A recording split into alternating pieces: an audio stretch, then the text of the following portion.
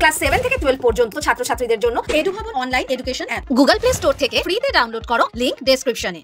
দীঘার জগন্নাথ মন্দিরের উদ্বোধন আর কয়েক ঘন্টার অপেক্ষা, শুরু হয়েছে মহাযজ্ঞ। সেখানে উপস্থিত রয়েছেন মুখ্যমন্ত্রী মমতা বন্দ্যোপাধ্যায় স্বয়ং।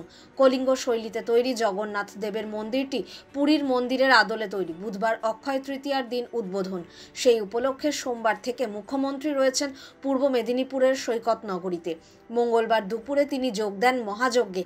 পূর্ণাহুতির পরে মমতা বলেন, সমস্ত ধর্মবর্ণের মানুষ এসেছেন এখানে, প্রত্যেকেই আমাদের অতিথি। ধর্ম কখনো মুখে প্রচার করে হয় না, ধর্ম হৃদয়ে ছুঁয়ে যাওয়ার জিনিস।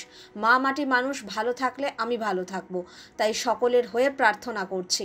মুখ্যমন্ত্রী জানান, বুধবার বেলা 2:30 থেকে অনুষ্ঠান শুরু হবে। 3টের সময় দ্বার উদ্ঘাটন হয়েছে, তারপর 5 মিনিটের জন্য মন্দির খুলে দেওয়া হবে। তারপরে রয়েছে সাংস্কৃতিক অনুষ্ঠান। মন্দিরের উদ্বোধনী অনুষ্ঠানে রয়েছে তৃণমূলের এক ঝাঁক নেতা, সাংসদ, বিধায়ক। রয়েছেন তৃণমূলের তারকা সাংসদ রচনা বন্দ্যোপাধ্যায় থেকে জুন মালিয়া, বিধায়ক সায়ন্তিকা বন্দ্যোপাধ্যায় প্রমুখ। মূল যজ্ঞমঞ্চের অদূরে দেখা গিয়েছে মুখ্যমন্ত্রীর ভাই বাবুন বন্দ্যোপাধ্যায়কেও। টলিউডের নামী প্রযোজক শ্রীকান্ত মোহতা, গায়ক নচিকেতা চক্রবর্তী, অভিনেতা ও চিত্র পরিচালক অরিন্দম শীল, দেবলীনা কুমার, শিল্পপতি রুদ্র চট্টোপাধ্যায় প্রমুখকে দেখা গিয়েছে মন্দিরের কাছে তৈরি মঞ্চে।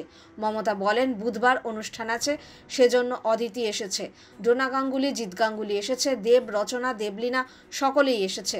যজ্ঞের সময় মুখ্যমন্ত্রীর পাশে রয়েছেন তৃণমূলের সর্বভারতীয় সাধারণ সম্পাদক অভিষেক বন্দ্যোপাধ্যায়ের মা মমতার ভাতৃবধূ লতা বন্দ্যোপাধ্যায়।